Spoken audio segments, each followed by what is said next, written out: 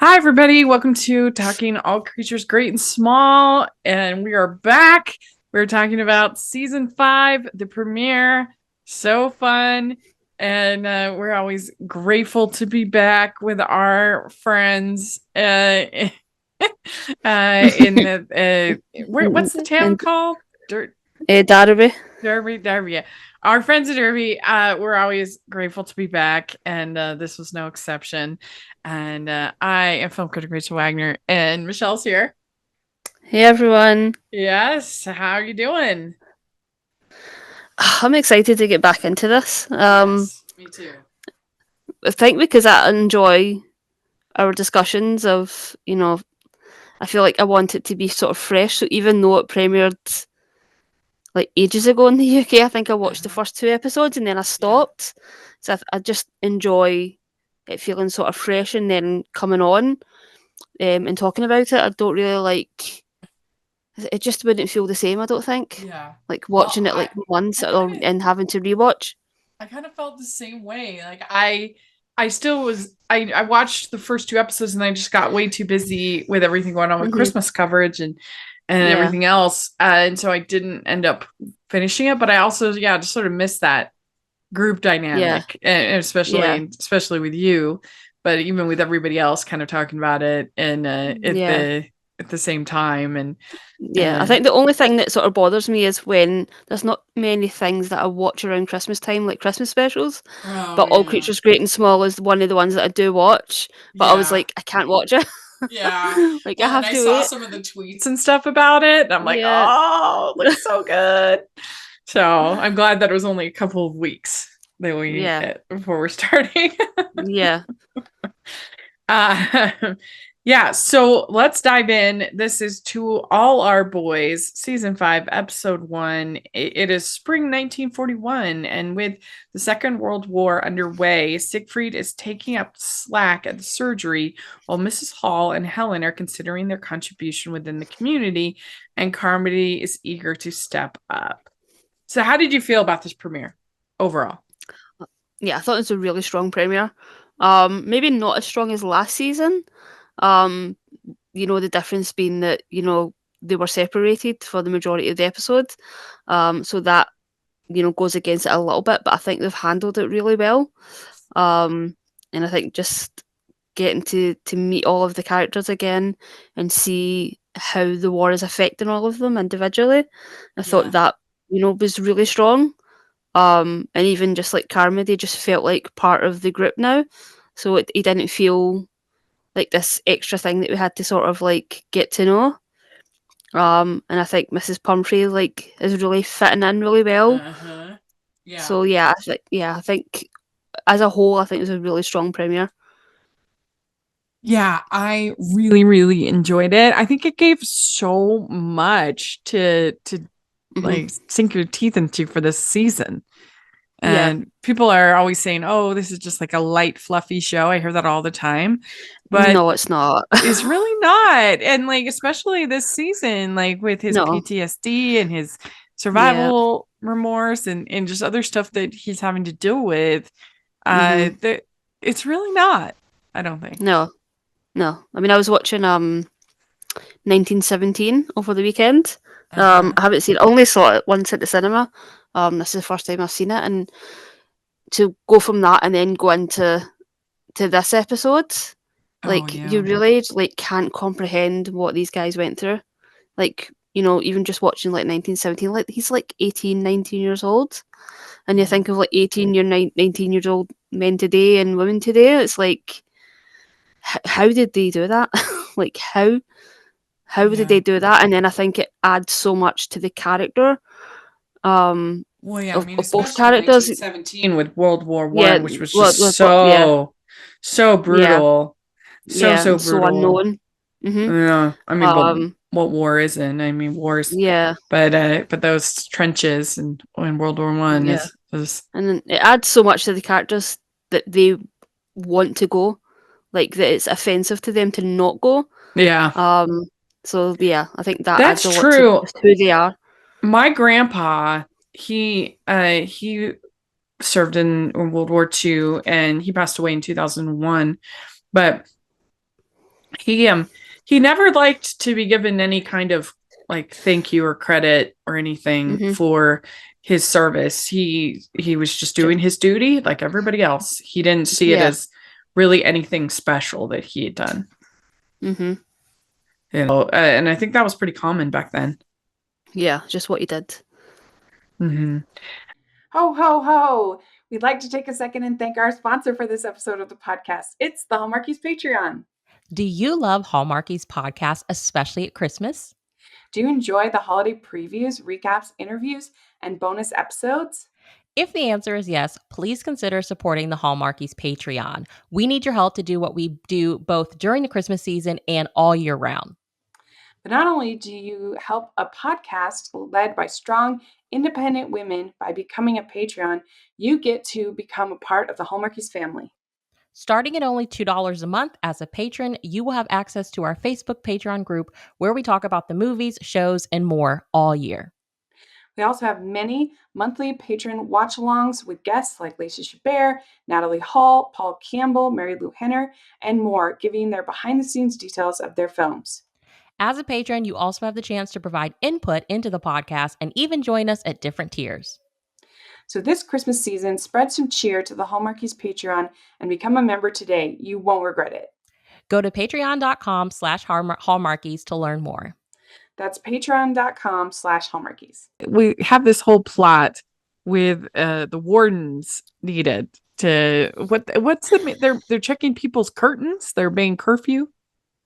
Yeah, I think it's like a curfew and just making sure there's nobody wandering about, that all the curtains are closed, that yeah. Well, so we have Boswick, right? Isn't that his name? Mm-hmm. Yeah. Bosworth. Him Bosworth. And he is getting real intense about this. Yeah. Yeah, you feel like you kind of get the feeling of like, well, he's, obviously too old to go. So he's, or, it could have a health thing, we don't really know. But this is what he's able to do, and he's like taking it to the nth degree. Yeah.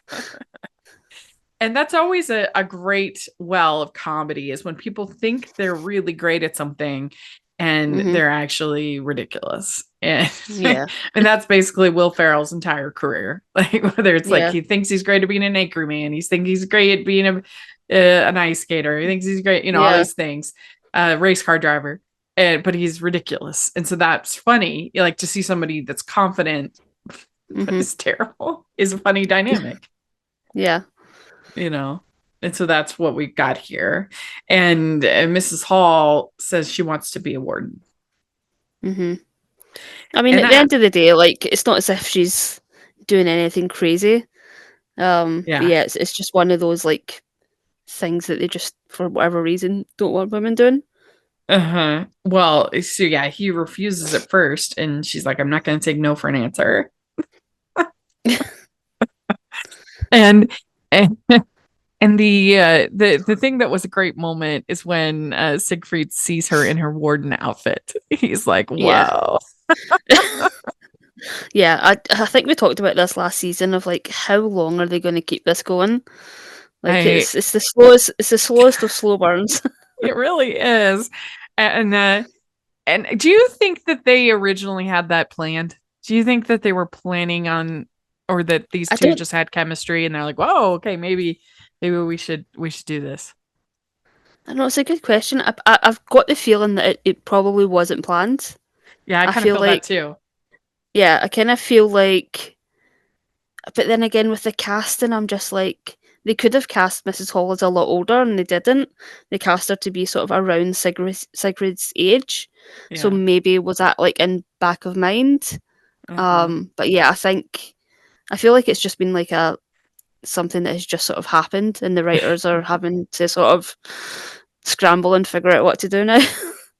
I would be curious to know. Yeah. I'm hoping hopefully, I don't know, hopefully the next Christmas special would be them finally getting together. I would hope. That'll put us in season 6, and I think it's been renewed for season 6 and 7. Oh, has it? Okay, that's good. Yeah, I think it's been renewed a bunch.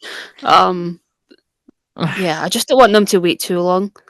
Because it's a classic friends to lovers dynamic because obviously, Yeah. like if they go there, then there's no going back. Mm-hmm. And because they literally live in the same place, and so that's part of the reason why it is actually pretty natural that they would be incredibly reticent to do it. Mm-hmm. So Mm-hmm. I don't mind them stretching it out, but like it's gonna be crazy when they do. Yeah. I just can't wait for the reactions to everybody. Yeah, I'll die. If I found out that, let's say, like if that were to happen in an episode, I couldn't resist. I would have to watch the British airing. I couldn't wait. Yeah, for sure. Which is really I think- easy to do, folks. If you want to watch the British airing on Channel 5, it's very easy to do with a VPN.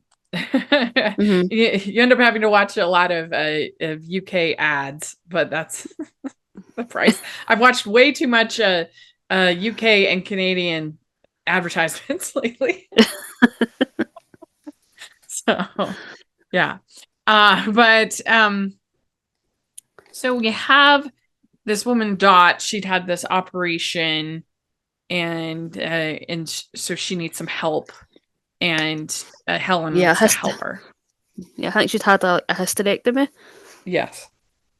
And everybody's kind of everyone's treating Helen with sort of kid gloves, and she's like, just because I had a baby doesn't mean that the world should stop.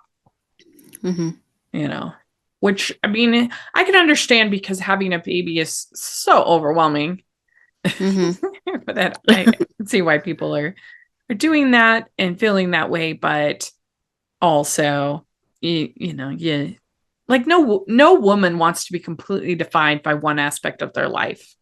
Like Mm-hmm. you want to have, like, there are definitely certain times in your life when you're going to be solely focused on this one aspect, but I don't think you're really that happy if you let that happen for long. Like, you want to be a well-rounded person. Mm-hmm. Yeah. I mean, my You don't only want that to be problem your. is that, like, yes, my work is my entire life, but at the Mm-hmm. very least, my work has multiple facets. So, like, Mm-hmm. Yeah, you know, it's not just one thing. yeah, like I'm reviewing. I kind of joke if something becomes part of my life, I find a way to make it work. Yeah, So find something you love and learn how yeah, to make a living out of that's it. that's the curse of being a freelancer. But yeah, so Helen, she's getting kind of annoyed with people, and she wants to be taken seriously, and Mm-hmm. we do find out, yeah, the Dot had a hysterectomy, and so she is recovering from that. We also have that we have James. He's in his unit, still going through training, right? Mm-hmm. Yeah, Well, I and think there's I think they've done training. Well, no, they're in sort of like they've done training, but they're sort of training for a mission at this point, a yeah, potential mission. yeah. So there's like a training run kind of a thing Yeah. going on, Mm-hmm. and then they have uh this that there's their need to hit back against Hitler, and so they're going to do this kind of training run that and James encourages this young pilot, Vinageri, is his last name, Mm-hmm. and there's no choice but to focus on the job at hand. I did it with the Mm-hmm. animals every day. Yeah. And then he talks about, I was terrified delivering my first calf, but but then he did it and he got the confidence. Mm-hmm. So Mm-hmm. all this happens, and just as they're about to go on this training mission, he passes out, so he can't go. And he turns out he had gotten brucellosis from the animals, and we'd seen that come up last season about that Yeah. they were worried that Helen had it, Yeah. that it would hurt the baby. Turns Mm-hmm. out he had it, and so the next thing, he wakes up in the hospital ward, and he's missed the whole mission. Mm. Yeah, and he didn't know, but he is now classified as not 100% fit so he won't be flying anymore. Yeah, it's devastating for him. Yeah. But I think the way that they, it's sort of a hard job for the writers because they have to get him back, but they have to get him back in a way that makes sense for the character to feel like he's done all he can do as far as, the war effort. Yeah, I think it was a smart choice because it gives so much story that they can go off of, because he's going to have all this survivor guilt. He's going to have all this, it's all this stuff that they can then use to tell the story for the season. Yeah, for sure. Because it turns out the training run is hit. It's not a training run.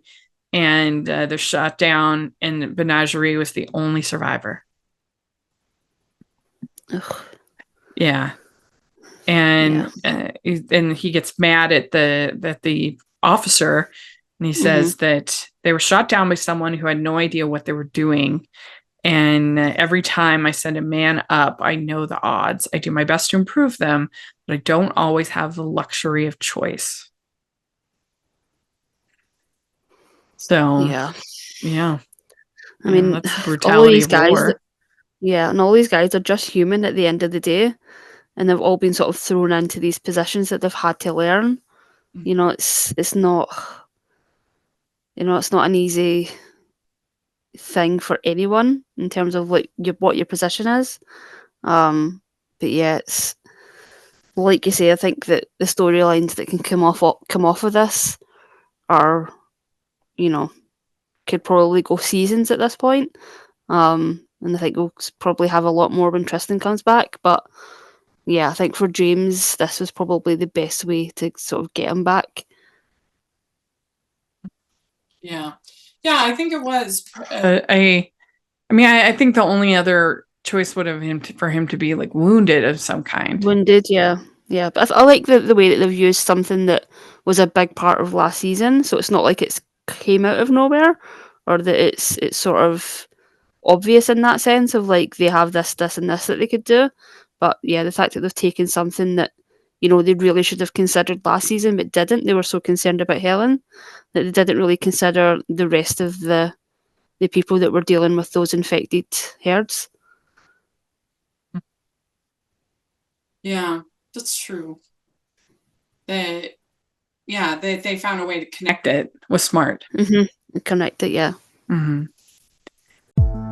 Hey, this is David from the Piecing It Together podcast, a podcast about movies and the movies that inspire them. For over 4 years, each week, a guest and I take a look at a new movie through the lens of what other movies we think were either an influence or connect in some other way. It's a fun, unique way to discuss films that leads to a great list of other movies to check out that either explore the same themes and ideas or maybe utilize similar filmmaking techniques.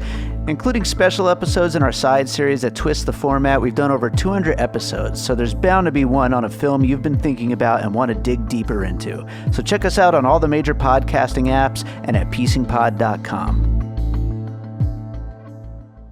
It's interesting because this is also like him fainting just at that time ends up saving his life.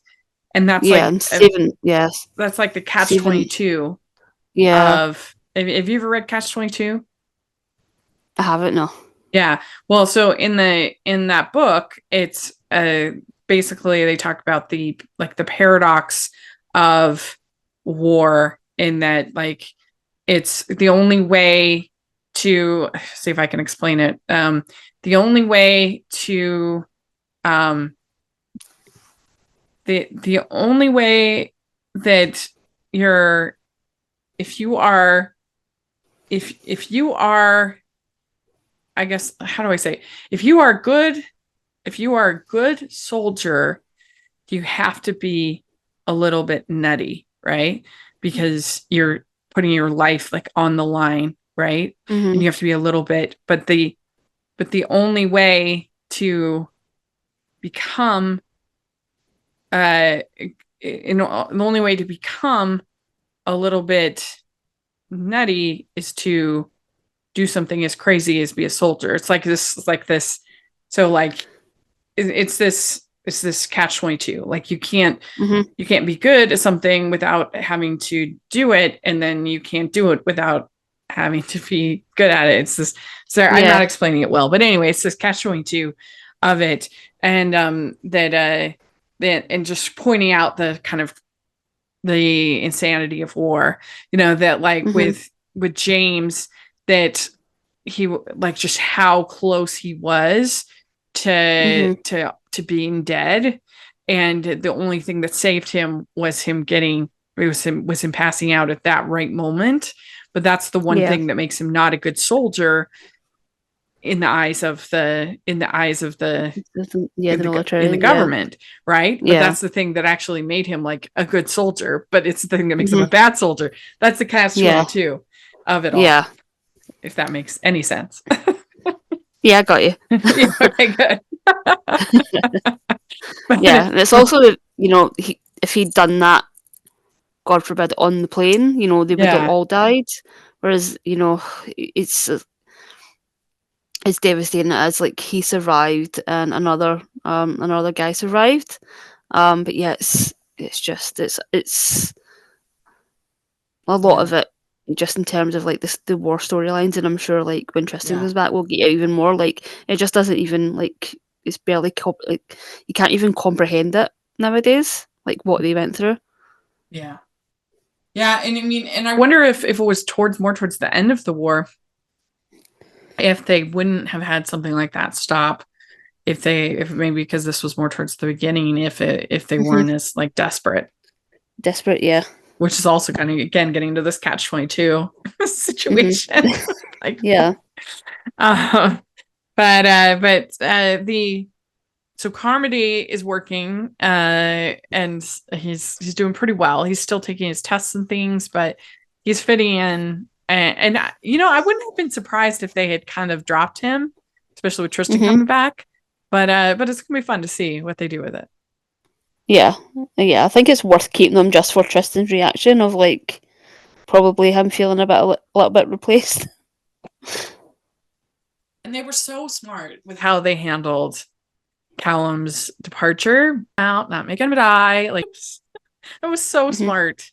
Yeah. He's just gone for a little Yeah. bit, and so then it gave him the luxury to come back.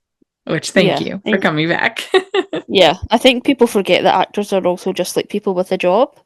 So when Yeah, like when like we're dealing with it with Heartland, like that guy was in that job for 10 years. He's yeah, perfectly within his rights to be like, I want to do something else. Like how many times have you changed job? yeah. I mean, something like that makes sense because there's no way Yeah. with Ty. It makes sense because there's no way he's just going to be like minimally involved. Like you Yeah, can't. you can't. Yeah, you can't. Whereas like with Matthew, there were different things they could have done, like had him go Yeah, someplace, don't or even. Yeah, let's you not go know, there. or they didn't have to kill him off like that. And Uh, Christmas Day, they didn't have to on kill him off on Christmas, yeah, Christmas. no less. That was terrible. Oh my god, it ruined That's my why it Christmas. was so funny when the When Calls the Heart people were like, we looked at what Downton Abbey did. I'm like, what? Yeah, no, didn't know. Like, everyone hated that. I didn't know anybody. There was a Downton Abbey fan that was like, they handled that wonderful.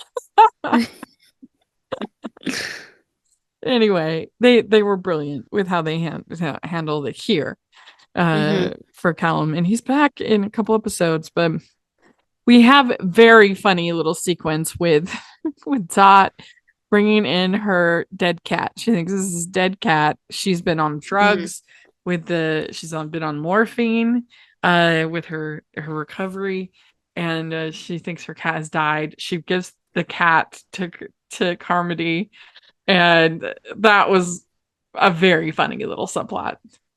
Yeah, I love how they always have that like comedy element throughout Yeah, all of the episodes, no matter how like intense other storylines yeah, are. Yeah, and we also get like a little bit of like you know admin type stuff that Carmody has added to the practice, where these they're filling in forms and it's making the practice run a lot smoother.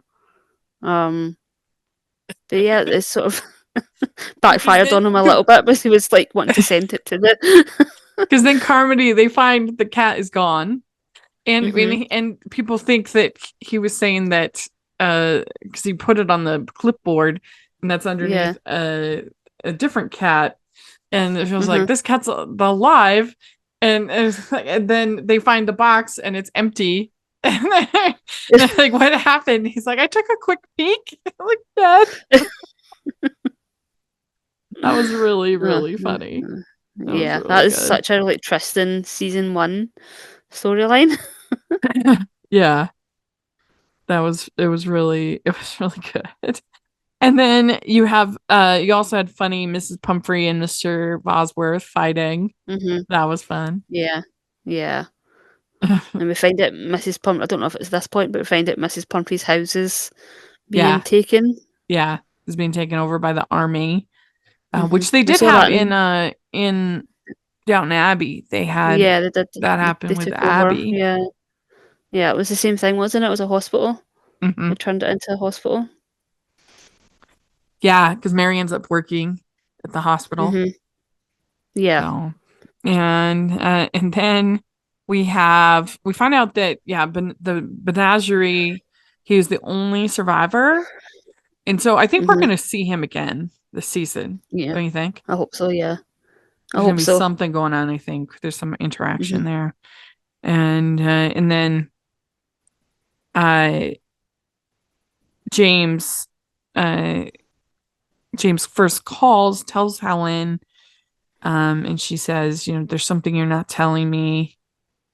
And James notices when he's still in the army that the cow is in distress, and he helps deliver the calf. And he says, "You are an expert after all." Yeah, I thought that was such a great moment of him realizing that he could stay and do his bit and dig ditches and do whatever he needs to do, but he's not going to be as helpful as he would be doing veterinary work. And I thought that was really well acted and well portrayed to get for us to understand that, understand his decision to leave. Because he's just not going to. It's not really even his decision, but just that he can cope with the decision because he gets discharged. Yeah, he could. Yeah, I mean, let's say he could have just stayed and not asked for those discharge papers, but what good could he have really? He could have done so. He's going to be able to do so much better. Did he ask for that? I thought that they just said. I thought they made him. They had to. No, they didn't make him because it's not like it's not something that would send him home per se, but because he's in a protected profession, he can ask to be discharged if he asked it. I thought that they were I thought they discharged him. No, the officer had all those papers ready because he knew that he was going to ask to be discharged. So he had them all ready for him. I think he said he was just waiting on him making the decision. Oh, okay, I missed that part of it. Yeah, I was thinking they forced him to they discharged him. Yeah, and it could have got to the point of his illness, if he was, we don't know. I think they did say it lasts a couple of months of recovery. So it could get to the point where they would say to him, you have to be discharged because you can't do the things that were, even the physical labour that we're having you do. Which, I think he was just sort of, doing what he could. Sense. Yeah. But there's also a really great moment from, I think, from Helen when she answers the phone for that first time. I thought that was really well acted from Rachel Shelton. Yeah. Of that dread of just waiting on him coming on the phone because she has no idea. Yeah. We'd like to take a second and thank our sponsor for this episode of the podcast. It's the Hallmarkies merch store. Are you looking for that perfect gift for the postable, Hardy, or Hallmarky in your life? What about getting that t-shirt or hoodie that will help you stand out at your next holiday party? Now is the time to check out the Hallmarkies merch store. Full of festive designs by artists like Jessica Miller, Carrie from Hallmark Comics, and more. You can even have more than just shirts, but totes, cell phone cases, notebooks, mugs, and more. And it isn't just Hallmark. We have designs for Anna Green Gables, Man from Snowy River, The Nanny, and more. Every purchase at the merch store goes to help support the podcast and allows us to make the great content you know and love. There are frequent sales, so go to tpublic.com/stores/hallmarkies or see the link in the description. That's tpublic.com/stores/hallmarkies. Well, and like later on, I've seen some further episodes. You have Siegfried getting a telegram at a certain point, and just anything like that was ripe with peril and terrifying. Yeah. So that definitely, you could feel that there. And again, it's more of that catch-22. Like, the one thing that saves his life is not being a soldier, but that's the one thing that he wants to he's do, yeah. there to do, and but yet, so he should be grateful, but because he was a soldier, he's not grateful. But so it's just it's a crazy dynamic that it puts you in. You can't think of any other situation where you would have a feeling of disappointment for your life being saved. Yeah. Well, that's kind of what happened. Yeah.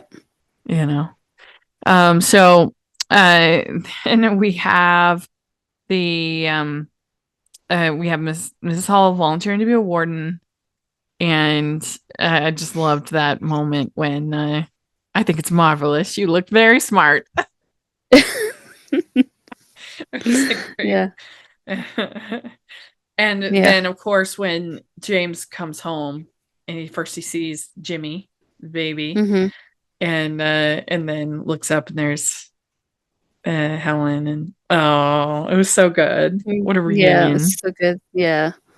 Yeah. They squeezed so much into such a short episode. Yeah, it's true. They really did. And then Helen says to James, "Are you a dream?" And he says, "Feels like it though. It feels like it though, doesn't it?" Oh, so good. So good. So that is the premiere. What a great episode, great premiere. I'm so excited about the whole season. Let us know what you think of the premiere. If you got to see it on PBS, we'd love to hear your thoughts in the comment section or on Twitter. And Michelle, where can people find you? I'm on Twitter at Michelle R. Benson. Great. And you can find me at Rachel's Reviews all over the place, and iTunes, YouTube, and everywhere. So please check that out, and make sure you're following us at Hallmarkies Podcast, all over social media. And if you are listening on iTunes, please leave your ratings and reviews. We sure appreciate it. And if you are listening on YouTube, please give the video a thumbs up, subscribe to the channel. Make sure you check out our playlist. We have recapped every single episode of All Creatures Great and Small. And so definitely take a look at that. We'll have that in the description. And we have even some All Creatures Great and Small themed merch in the merch store. So check that out. And we have our Patreon group where we talk all the shows that we talk about in the Patreon group and more. And we have our events and other fun stuff. So please take a look at that. And thanks so much, everybody. We'll talk to you later. Bye. Bye.